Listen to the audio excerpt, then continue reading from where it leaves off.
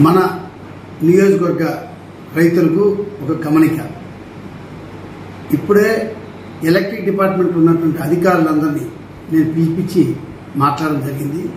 రైతుల దగ్గర నుంచి చాలా పీడించి డబ్బు తీసుకుంటారని నా నోటీస్కి వచ్చింది. అటువంటి పని చేయగాకని చెప్పడం జరిగింది. దానికి వాళ్ళు ఖచ్చితంగా ఎవరైనా మా దగ్గరకు వచ్చి అడిగితే వాళ్ళు ఏ సామాన్ తీసేస్తామని చెప్పాను. రైతులకు చెప్పేది ఒకటే, మీరు గవర్నమెంట్ కట్టాల్సింది, నాకు కట్టాల్సింది అది కట్టండి.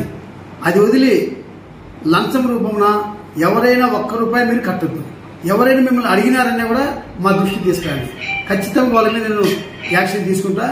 రైతులు అందరూ కొత్త కనెక్షన్ కానీ పాత కనెక్షన్ కానీ దానికి ఏం ₹4 కట్టండి. మీరు ఎవరైనా ట్రాన్స్ఫార్మర్స్ కానీ పోల్స్ కానీ అదే రకంగా వైర్ కానీ ఏమి కావాలని కూడా మీరు అక్కడ ఉన్నటువంటి ఏఐ గారికి ఇంటిమేషన్ ఇవ్వండి. వాళ్ళు ఇవ్వలేని పక్షంలో ఏడీకి చెప్పండి. ఏడీకి చెప్పి ఏడీ ప్లస్ డికి ఇంటిమేషన్ ఇచ్చి వాళ్ళు పని చేయకుంటే మా దృష్టికి తీసుకురండి. ఖచ్చితంగా రైతుల దగ్గర నుంచి ₹1 లంచం తీసుకోకుండా అరికట్టాలనేది మా ఆశయము.